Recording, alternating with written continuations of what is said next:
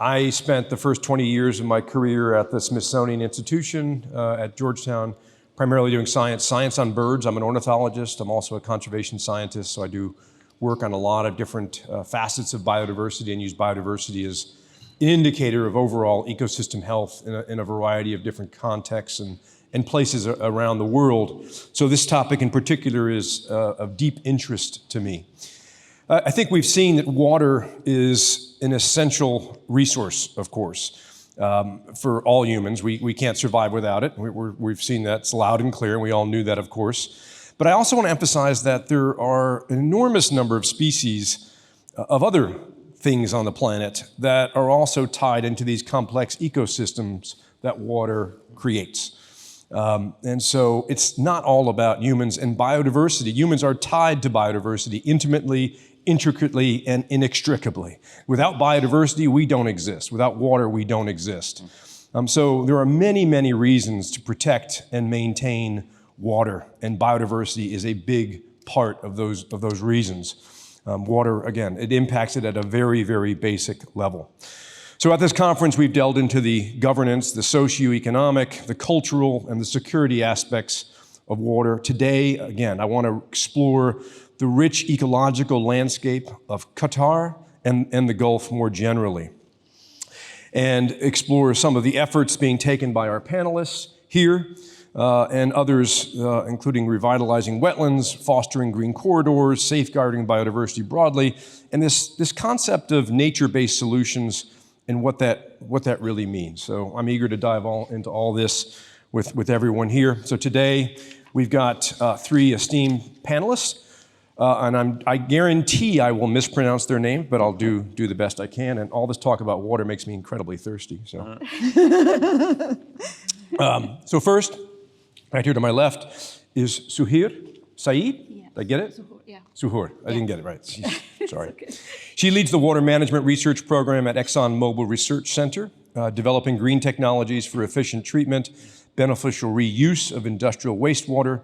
Dr. Saeed has 20-plus years of experience in the areas of wastewater treatment technologies, water reuse, experimental engineered wetland, biological remediation, ecotoxicology. She is currently acting as the environmental lead for Exxon Mobil, global emergency response, managing resources at risk, SEMA, SCAT, waste management, and environmental sampling. Next is Mr. Tariq Al-Olaimy. Tariq Al-Olaimy is Managing Director of 3BL Associates, an ecosystem of social and planetary enterprises with impact in 90-plus countries. He holds a number of board and advisory roles, including with organizations such as the World Economic Forum, the UN Decade on Ecosystem Restoration, UNEP and FAO, the UN Climate Change High-Level Champions, Race to Resilience, and the EAT Forum, EAT Forum, which is the leading science-based global platform for transforming food systems. Thank you, Saeed, for joining. And Dr. Aspa Chatziefthimiou. I totally screwed that up, didn't I? Not totally, like a 70%. Pretty Good. Yeah. Dr. Aspa is a researcher and consultant on ecological conservation and restoration and on environmental impacts of development in hot desert climates. Dr. Aspa received her PhD in ecology and evolution from Rutgers University, USA, and is a certified senior ecologist by the Ecological Society of America. Dr. Aspa incorporates traditional ecological knowledge and ethnography. She develops educational programs incorporating elements from all of the above topics to catalyze citizen science participation and to deepen nature connection and appreciation in the population at large. Currently, Dr. Aspa serves as the ecological research consultant to the National Museum of Qatar, the Earthna Center for a Sustainable Future, and to VCU's, I assume that's Virginia Commonwealth University's, Tangible Lab. Thank you all for joining this morning. And I guess, what I'd like to start with is for each of you to talk about what I call a spark moment. And so we all get connected to nature in different ways, and for many of us it happens early in our lives. And in the bird world, we call that a spark moment. It's sort of when you've seen you had an experience that's emblazoned in your brain, but it makes a certain connection and to the point where you want to kind of go pursue that in your career. So I'd like you to kind of elaborate a little bit more on what you do in your day job, but what connected you to nature first? How did you know you wanted to explore a career in nature? Okay. Am I audible?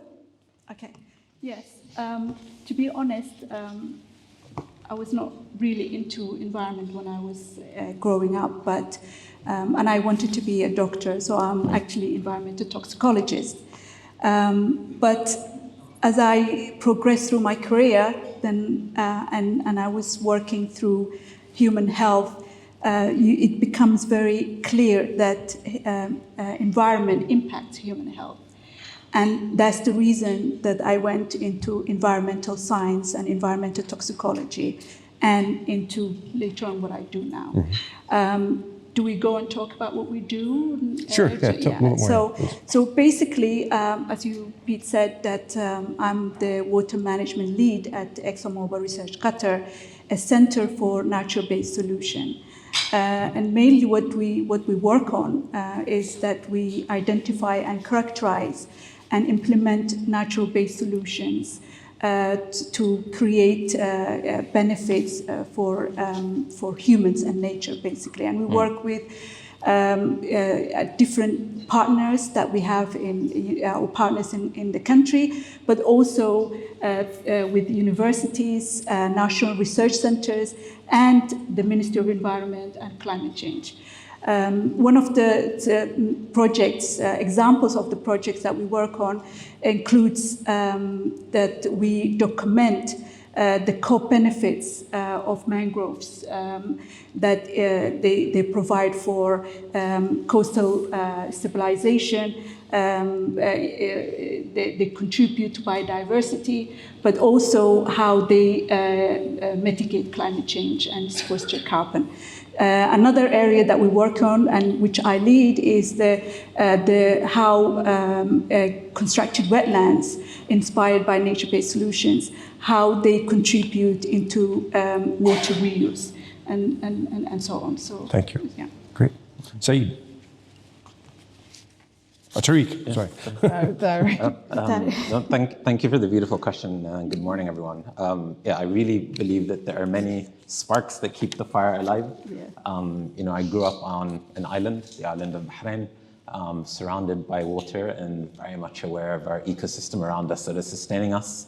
I had the spark and I was in university studying a finance and risk management degree in the midst of the financial crisis. And if that doesn't radicalize you, I'm not sure what does. And really realizing how the economies, the way that we think about economies are also at the very root of our nature crisis. I was, as a young professional here, I led a youth delegation to COP18 in Doha, actually really tying into and feeling the power of youth movements and civil society movements when it comes to addressing our climate crisis. And there's these many different sparks. Even this year, the spark for me was I did a climate trip to the Arctic, out in Greenland. We're able to go out into the icebergs, and these are icebergs that represent a potentially 7-meter sea level rise to an island like mine, which means an existential threat. But you go out there, and the spark is you hear these what sounds like explosions going off, like Tinkai bombs, like that. Yeah. And these explosions are the icebergs hitting the water. And you realize actually the scale, and I think it's very appropriate to have an hourglass here, because it's those kinds of sparks every single day in doing this work that really, for me, keep this passion. What a fascinating opportunity. What led to the trip up to see icebergs?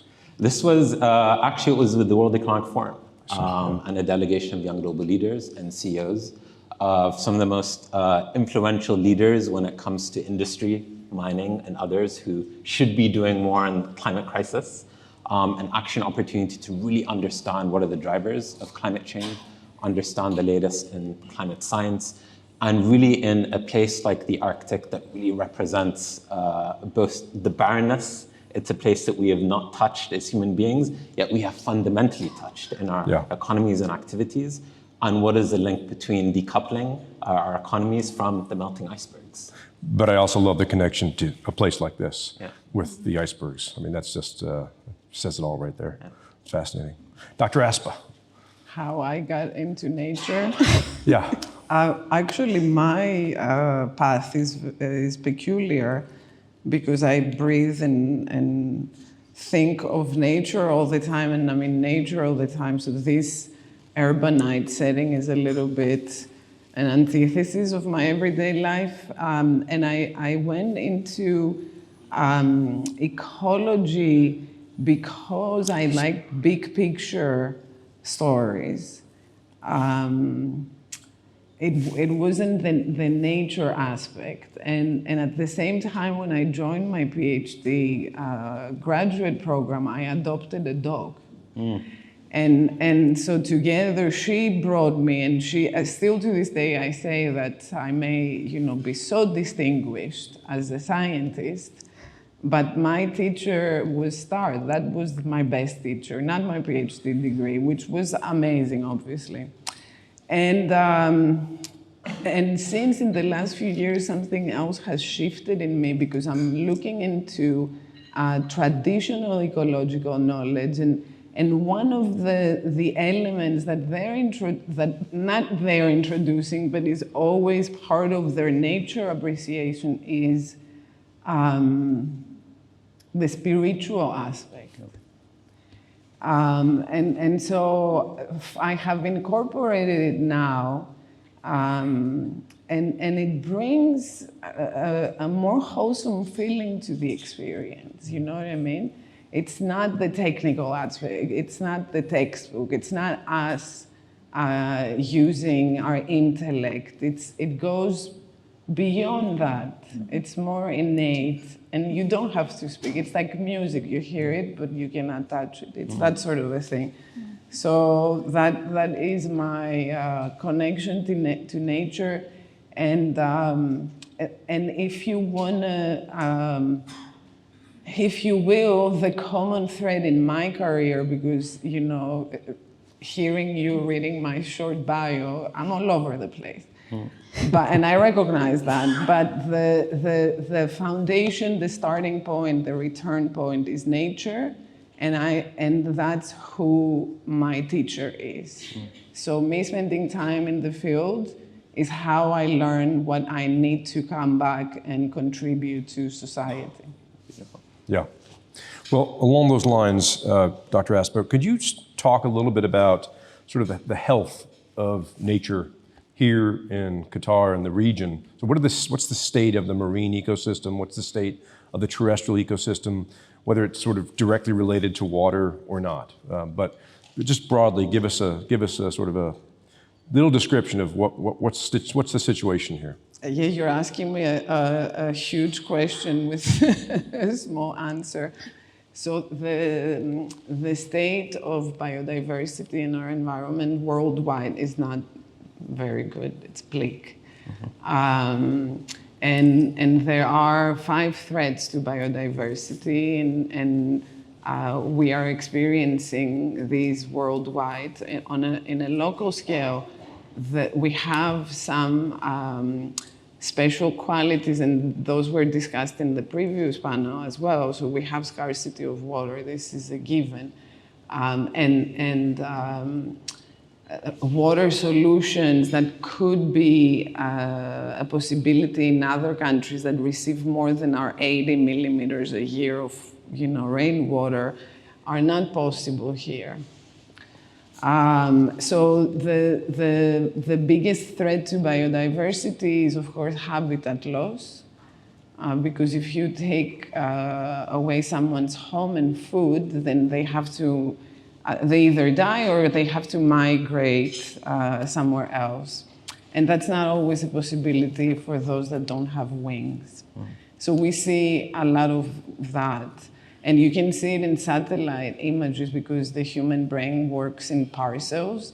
So we, on the one hand, we take the land away from wildlife, but that's habitat loss, but we also fragment whatever we haven't taken away from them. So there is no possibility to migrate from place to place. The good thing is that through our development, we're creating artificial habitats. So I'm not sure how many people are from Qatar, and if you know the Al-Qarana lagoons. So these are very big ponds, if you will, where treated sewage effluent is being stored before it can be transported to be used either for irrigation in parks or farms that cultivate fodder for animals. So these are hotspots of biodiversity. And then another artificial habitat is oil rigs. And this is very beneficial because it's a security sensitive area. It's de facto a protected area. Yeah, did I answer your question? Yeah, definitely a start. Let's bring it back to water and processes that influence, say, marine systems like desalination, which is not just a dominant potential threat here. It's occurring in more places around the world. And I'm wondering, what do we know? This is open to anybody. What do we know about the desalination process and the reintroduction of brine back into marine ecosystems, and what that means for very sensitive systems and species that depend on sometimes very narrow limits of salinity ranges, and all of a sudden we're disturbing, perturbing these systems. There's got to be some sort of impact there. Are we studying this? Are we monitoring it? What's going on in these systems? Anybody? Shall I take it again? Yeah, please. Yeah. But you guys One need for the to, climate scientists. to speak more. I don't want to be a monologue here. So as I said in the beginning, we're not receiving a lot of water. So we are a very poor country in terms of our freshwater resources. But the advent of desalination, boom, has made us very wealthy in terms of this resource. Going back to other unmanaged activities that lead to the depletion of fresh water is agriculture. Okay, it's very not well managed, and it creates desertification through soil salinization and stuff. But if you say it on the other side, agricultural fields also increase biodiversity. It's another system. And so now let's go to desalination, which provides, fresh water for us, and it's very much appreciated. We cannot live without it. The one obvious environmental impact that you have mentioned in Pete is when the hot brine, which is not necessarily chemically characterized, is released back into the sea. So we understand that there are environmental impacts because it's hot, and so it creates a change in the temperature. We do not know exactly the definitive impacts that it has, but we do know that in certain instances within the Arabian Gulf, it has created harmful algal and cyanobacterial blooms, which in turn lead to fish kills. So we know that. And I was at a conference last week where they were talking about water balance, and all the stakeholders in Qatar were present, and we did discuss, technologies where brine can be chemically characterized, and then the different elements can be used by different sectors. You assign a downstream function for the pollutant that causes the environmental impact.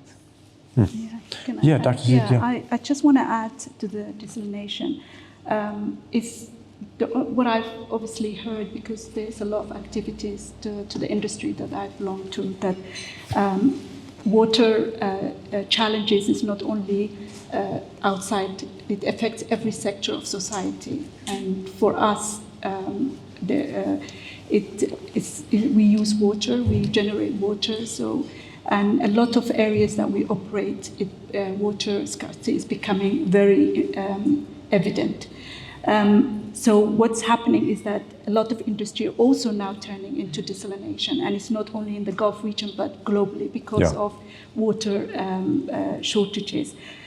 So I think it's desalination and how to manage desalination and brine management is becoming a global issue as we're all turning into desalination plants and so on. So I think this is where water reuse comes in. It's not only managing and looking at what effect it has on biodiversity, but how do we offset or produce unconventional way of recycling water or using water so we can offset that fresh water and reduce the amount of water, fresh water that we get from desalination plants. Yeah.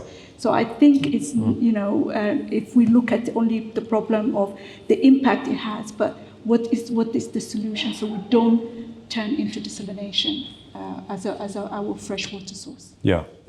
I'll also add, Raha mentioned the importance as well of looking at other financing solutions. And I think desalination is interesting from looking at water as infrastructure and looking at desalination plants as assets as well, also subject to inflation. I think our Dutch colleagues who spoke earlier, I think the Dutch have interesting examples of what it looks like in the past to think about solutions around this. I think the longest standing bond in the world comes from the Dutch Water Board. In I think 1648, they introduced a bond that was based on a perpetual bond in order to finance the creation of dikes in the Netherlands. This was done to prevent asset inflation and as well to keep the cost as well of these assets down, not subject to necessary inflationary forces. But it looked at a more commons-based approach to how we think about infrastructure. And when we think about core infrastructure, such as water-based infrastructure, how do we bring that back to the commons? How do we set it up and finance it in ways that are not subject to inflation, not subject to extraction as well economically and socially? And we're not thinking about our core infrastructure and assets in the region from desalination and others in that particular way. Actually, water is only becoming more expensive, assets are becoming more expensive, the infrastructure is becoming more expensive, subject to privatization, speculation, etc. Yeah, thank you. Just want to remind the audience, please use that QR code and scan it with your phone and send some questions in, and we'll get to those questions shortly.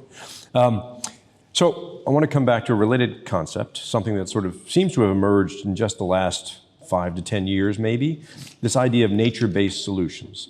But I want to kind of get more basic with this, and I would love it if you all could just define what is meant by nature-based solutions, and are there standards that sort of define what this is, or has the industry just sort of made this, is this just an idea and a goal, something to sort of create something that's inspired by nature? But please speak to it a little bit, educate us all about what nature-based solutions are. Sure. Yeah. So in simple terms, nature-based solutions is using nature or features from nature to create benefits for humans and environment by tackling societal challenges. And I think, nature existed over several years. People even in rural areas use nature to find to combat the challenge, day-to-day challenges. So it's not a new concept. But I think why we hear more about nature-based solutions nowadays is that now I think we're realizing, and you heard it from the previous panel, that we're not meeting. I don't believe that we're going to meet the United Nations Sustainability Development Goals. And the reason is because we're tackling all these goals individually, like the climate change, biodiversity, water, and people realized that the sense of urgency. And I think that's one thing that I took from Malcolm's speech yesterday, that he was saying that what the difference between, was it Steve Jobs and other people, the geniuses that he was working with, is that he actually said there was a sense of urgency. And I think what we're realizing is that we're not going to meet that target. So we're turning now into nature-based solutions because the inherent diversity and the flexibility of nature-based solutions that brings all these concepts together to tackle issues. So I think that's the reason why nature-based solutions now come into the service and people talking about it. I mean, since I came back from holiday in August, I've attended how many conferences in Qatar alone that are actually talking about sustainability, circularity, nature-based solution. So it shows you that there is a sense of urgency that we need to tackle some of the environmental or societal challenges that we are facing now. Can you give an example of a successful nature-based solution that you use? Yeah, I mean, as I said, one of the things that we're working on is constructed wetland. And constructed wetland, it's inspired by nature.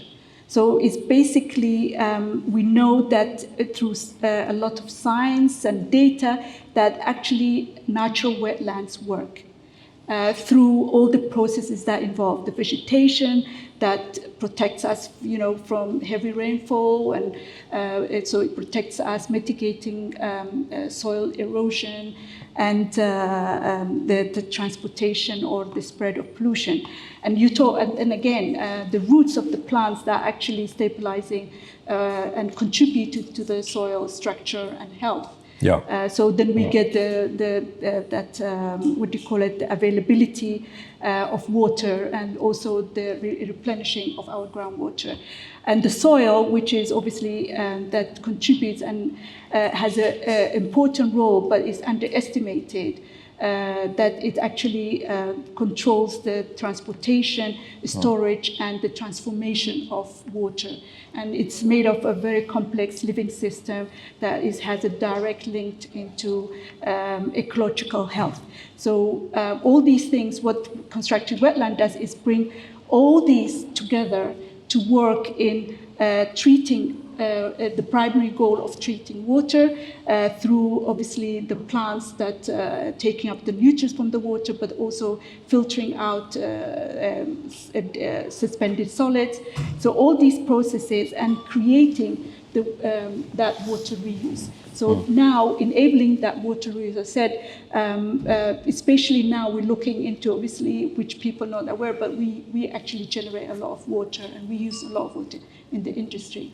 And imagine if we even 10% of that water is recycled back, it will really contribute a lot into the water resources, especially in a country like Qatar. So as an ecologist, I've been an ecologist for 50 years, been studying ecology and nature for 50 years. It's a huge relief to see that sort of industry is finally looking to nature as the place for solutions. Actually, the industry, they do a lot, and they could be pioneers. Is actually, a lot of this innovation, a lot of innovation and technology that happens in the oil and gas industry. Yeah. And, it's true. And so they could be leading the way. And I think, as I said, water was never an issue. Water was free, and you heard that before in the other panel. Water was always free, nobody counted what. But now that we're operating in a lot of areas that is water is, fresh water is very challenging. Yeah. So obviously then we are thinking out of the box, but also climate change. I mean, all these things bring, and people, as I said, realize that if we want to reach our goals, we have to bring all these things together. Absolutely. Green infrastructure, bring them together and make nature work. So that's why, people are surprised that you have a lot of these nature-based solutions, just like us, in the industry is taking place. And I know a lot of other industries that we actually, in Qatar, they're actually also looking at mangroves and looking at other nature-based solutions and things like that. Tariq, would you like to add to? Yeah, of course. Maybe I can start with philosophy and of nature-based solutions, and then maybe a definition. And I think for me, it always starts from the acknowledgement that nature doesn't just require our protection. Nature requires our active collaboration. And that when we look to restore nature and restore ecosystems, we're actually also reclaiming our ability to collaborate is nature itself. And it comes from this acknowledgement that our economies are not these kind of standalone constructs. They emerge from the living and breathing biosphere. When you think of 100% of GDP, 100% of human innovation is entirely dependent on nature. It's entirely dependent on water. It's entirely dependent on the 8 million plus other species that we share this beautiful planet with.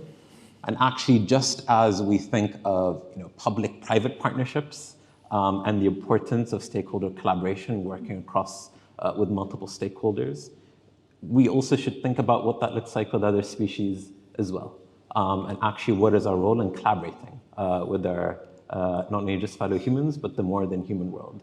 And it is spiritual in approach, of course, because it's looking at as well as what's the inner restoration we require, what's the philosophy that we have towards our ecology, how we find our belonging in our ecology, and how we kind of view the nature around us and live with us. And then when it comes to kind of the scientific aspect, from a UN definition, I must say there isn't just one. It's contested. There's very different views depending on which UN department, which public, private sector partner. But I think what we can say is that nature-based solutions are when we restore, manage, protect nature in a way that really leverages its unique qualities, ecosystem services, its unique capacities to find scalable climate solutions, scalable biodiversity solutions that are managed and stewarded as well in partnership between humans, communities, private sectors, indigenous peoples, and of course that other species. And there's different examples I can point to both in kind of the region and the world that I always find are quite unique, whether it's in Saudi Arabia now where they have large-scale fog harvesting systems with nets. What kind of harvesting? Fog harvesting. Fog harvesting. Yeah, systems with kind of huge nets as well to harvest the fog. And they're asking the interesting question of who owns the fog? Who owns the moisture? How is the moisture regulated? Is that back into the commons? Is that the private sector? Is it the government? Whether it's also entrepreneurs who figured out that actually through bioacoustics, you can create apps which are able to then record the sounds of frogs in different water streams. And based on how the frogs sound at any given point of the water, it tells you as an indicator of the quality of the water, the pollutants in the water. We're able to decode the sound of frogs croaking and correspond that to which chemicals are in different places of the water. There's in Amman, beautiful mountain goats as well. We talked a lot about space and space technologies here. And through different programs with NASA and a program called Icarus, they're able to actually detect the movement of these mountain goats. And they found that when floods are coming, the mountain goats have detected that actually a few weeks before they're able to move, and we're able to have better disaster risk kind of assessments and responsiveness based on how the goats are responding to the water around us. And there's many others from kind of sand dams that are put in especially drought-affected areas, such as ours, to in rainy season are able to then collect the water, and then in arid seasons are able to then let the water through. But there's many kind of different examples of real innovation and thinking kind of a little bit out of the box of what nature-based solutions are. Even kind of as a last example, because you also mentioned kind of finance solutions. There's an entrepreneur who works between the UAE and Pakistan, and it's called the Goats for Water Initiative. And she found that a big struggle in rural communities especially was they have a lot of access to particular livestock, such as goats, but don't have access to water solutions or solar solutions. So created a whole bartering system and a currency where people were able to exchange goats for water systems, for solar systems, and found that actually in that exchange, using a rights space method, the goat community actually flourished. They were better taken care of.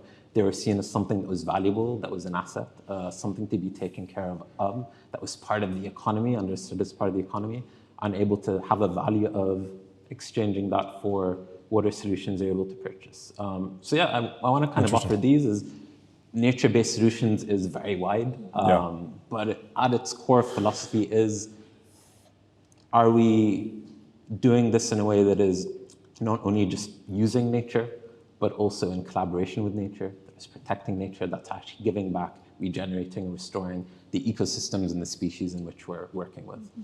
So several things come to my mind, but I want to touch upon one of the questions that was asked here from the audience. And can we incentivize industry and other folks that are doing things that potentially are harmful to nature and encourage nature-based solutions as long as we standardize what they mean, but through biodiversity credits or other sorts of things that would actually incentivize folks to approach whatever they happen to be doing, whether it's desalination or it's some other disturbance or perturbation to the environment. Can we develop a biodiversity credit system to incentivize these sorts of things, as long as we standardize what and validate what nature-based solutions actually are? Can you explain the biodiversity credit a little bit more? It was. I assume it's sort of like it could be a tax credit, it could be some other credit to industry that sort of values, could be a carbon-like credit that values an industry that actually restores a wetland as almost could be an offset, a mangrove restoration project, could be any number of things that could really sort of encourage those sorts of restorations. I think the industry starting to use natural-based solutions is a good first move. I have second thoughts about it, because if you listen to what it means to them, it's harnessing the ecosystem services of nature for the betterment of humankind and secondarily nature. So I wish, in my professional career, which is 10 years now, the dialogue has moved in amazing ways towards environmental sustainability. And in the past 2 weeks, I have been part of this panel discussion. We're talking about nature.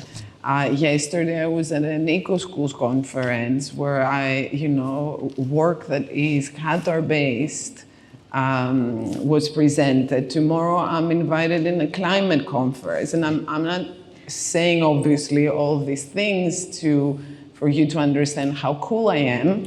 I'm saying it so that you can understand that now an ecologist and a conservation ecologist is included in these discussions. And it wasn't like that a few years ago. So I'll give industry this, the NBS for the betterment of society. And I wish that within a few years we can move from wanting to protect nature for nature's own benefit. We are one of many, many species, and we're not the center of the world and the keystone species. Nature is, if you want to use ecological terms. And then in terms of the biodiversity credit, it's a little bit controversial because the definitions are not very clear. And I do environmental impact assessments. And what we do is we see the design of whatever development, and we assign environmental impacts for every single step of the design. And so we propose ideas of how to avoid the impact, or how to mitigate. And then the other option is, if you cannot do anything about the impact, then you have to do the impact, do the action that causes the impact. You have to propose offsetting options. And so then the debate becomes, okay, so do you want to destroy everything here, the biodiversity, and go to another country and build a wetland? What is going to happen to the ecosystem services that were provided in this area? So I don't have the answer, and I have a lot of discussions now with colleagues on what they think about this, and I don't think that anyone has a clear answer. But I would like to hear from Tariq what he thinks about the biodiversity credit. First of all, you are very, very cool, if I may say so. Thank you. I think I have maybe kind of two reflections. One of what we're already seeing with the biodiversity credits and looking at, do they incentivize the right behavior or not? So far, there isn't evidence to suggest that they do, mostly because a lot of the projects that are associated to the credits are going to happen anyway. It's not like it's an addition to as well. And it's often, I see, for example, GCC countries purchasing credits in countries very far away, very disconnected from their economies, their ecologies, their people. And such a disconnected approach is not often the best incentive to then transform local production systems, local economies, local supply chains, and connection to the global. What I will also say is where this comes into maybe the IPCC discussion, as well as in what are our exits to the climate and biodiversity crisis. And the IPCC kind of points to 4 different factors. We need the supply side solution, so we need to decarbonize production, and most of the discussion that you have at places like COP are around decarbonizing production. You have the demand side exit, which is how do we reduce our consumption. We have the technology / geoengineering exit as well, and looking at the innovation to save us from our perils. And then of course you have nature-based solutions kind of as well. I think across all of that, of course, they're very connected, but the one that I think is the most underused lever that it perhaps has the biggest power to, I think, unlock this is the demand side. It's the reducing consumption. I think particularly when it comes to water and water use, because we're actually providing an environment where harmful industries such as fast fashion, which is incredible amounts of water, are not regulated. That there's no desire to degrow those industries. There's not a planned reduction that's planned. And I think it's more that side, which we're going to see bigger impacts and effects of really looking at what are the industries that we actually don't need to grow, actually very harmful when they do grow, that they don't serve a necessity for our human well-being and ecological flourishing, and that we don't require. As well. And you can look at many different industries that fall into that category. And I think that incentivizing that, the regulations around that, more than the credits are, I think, what's going to bring us into planetary boundaries. But isn't one of the fundamental problems that we don't have an economic system that's based on biodiversity value? And we don't really have a way to value biodiversity yet. And so without that, we're sort of, Go ahead. I would kind of reframe it, because it's interesting you bring up the point, because what I'd say is, and I think it was Rahul who mentioned as well around kind of the focus on carbon, as well in the previous panel. What we have is an economy that is based on growth and growth at all costs. What we're seeing is that the result of that model is we've overshot 6 out of 9 planetary boundaries, one of which is being freshwater use. We have an approach now to our climate emergency, which is saying that we want to try and decouple GDP from carbon emissions, which scientifically there's not quite a lot of basis for. But even in the attempts in which that we're trying to do that, we are hyper-coupling GDP to biodiversity loss. Actually, we have an economy where absolute decoupling is not really possible. Because absolutely decoupling requires us to look at the entire supply chain, whether it's land grabbing, whether it's rights violations, whether it's kind of gender-based mechanisms, and actually find a direct correlation between GDP going up and biodiversity going down. Yeah. So actually we have an economy that's, the more that we're consuming, the more that we don't look at the demand side exit, the climate crisis, actually there's no way for us to solve that issue. So it's value plus the very fundamentals of the industries that we're actually supporting. Yeah. There is economic valuation of ecosystem services. There is no such a thing for biodiversity. It's even more difficult to give values to that. And then the problem that we're facing in desert environments is that, it's not a climate system that has, where the ecosystem services have been evaluated within our context. So I cannot apply the valuation, even in a habitat that we have here, so let's say mangroves. So the benefits in the ecosystem services that we get that are of value are not the same that our fellow world citizens in Indonesia get. So we don't get timber, for example. We don't get, food sustenance from the mangroves. We don't use the mangroves as a place where the community can have economic benefits because they're doing community tourism, etc. Yeah. So there are intricacies that are place-based, and there are intricacies in how do you value biodiversity.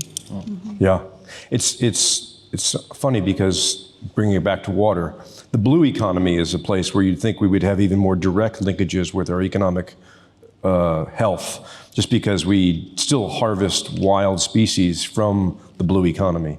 We still depend on, and we're building other nature-based economic growth pattern with oysters. We're harvesting things that are more sustainable and building infrastructures that are more sustainable tied to the blue economy. And I think there's a lot of potential there, but we still don't really tie a value to it like we could to demonstrate to society how closely linked we are to nature.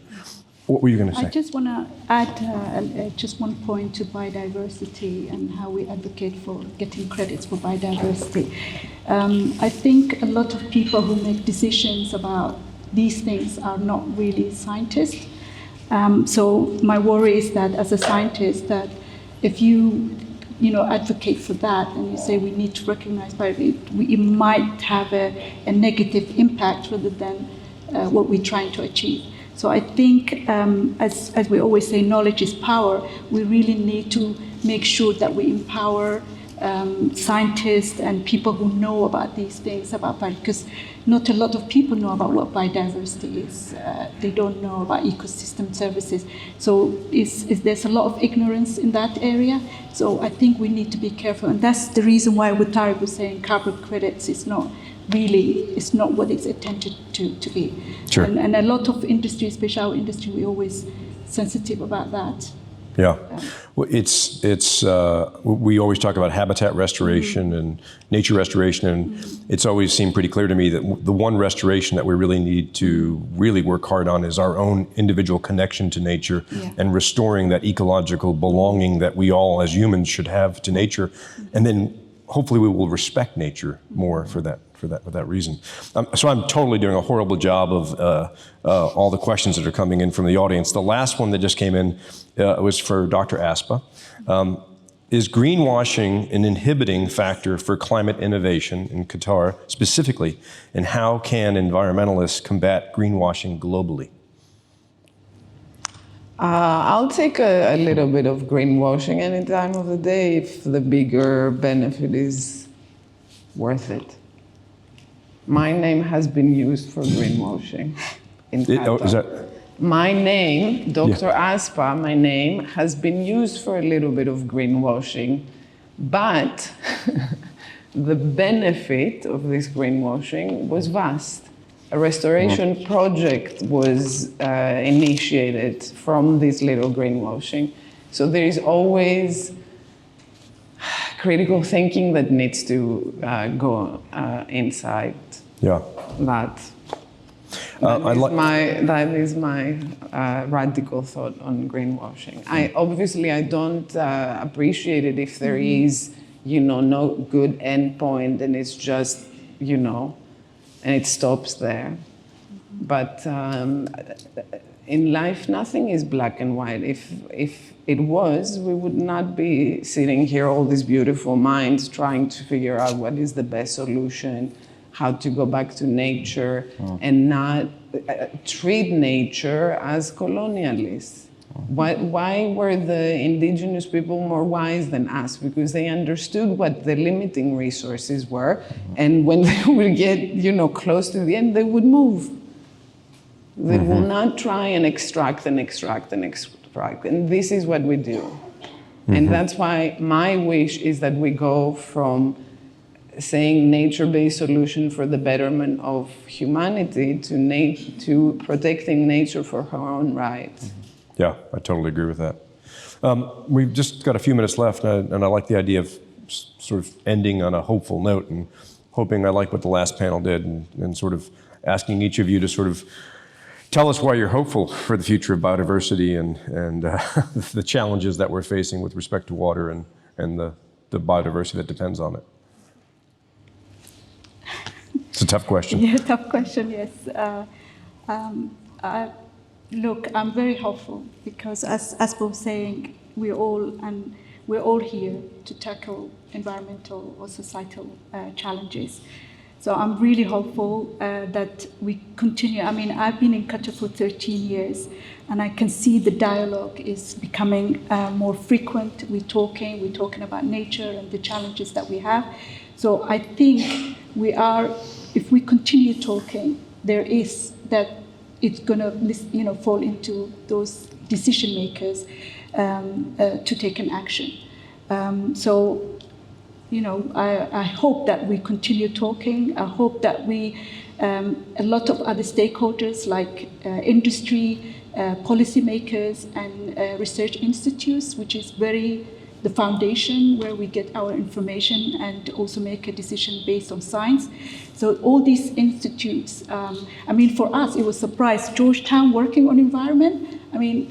So it's a beautiful thing to see. Like university like Georgetown is actually taking the initiative and the Earth Commons and so on. So I think I'm very hopeful. I feel like we all know the urgency that we are all facing, and that all sectors of the society are also facing these challenges, and that's the reason why I'm here talking about it. We're all facing the same issues. It's just that I think what we need to build is the trust. And say you are responsible. So it's just to collectively come together and tackle and collaborate and just solve the problem. I think I'm hopeful and I'm optimistic. That was awesome, and I really appreciate the plug. Thanks. Tariq? Yeah, I think for me it's easy to be hopeful, particularly in the work that we do at the UN Decade on Ecosystem Restoration, because I get to meet and engage with incredible projects around the world that are restoring ecosystems, that are doing nature-based solutions.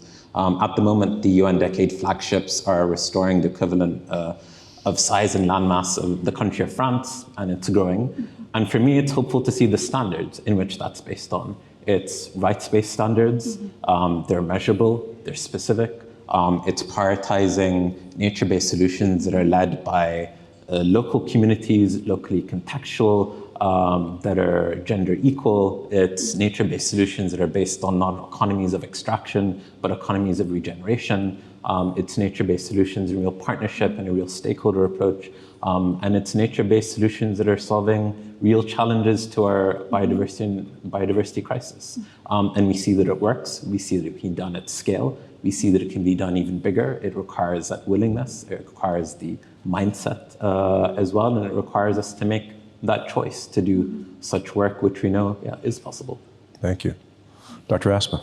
I'm a hopeful person by position, and just being here today makes me very hopeful for the brighter future. And, at the end of the day, who will lose the battle if we're not getting our acts together?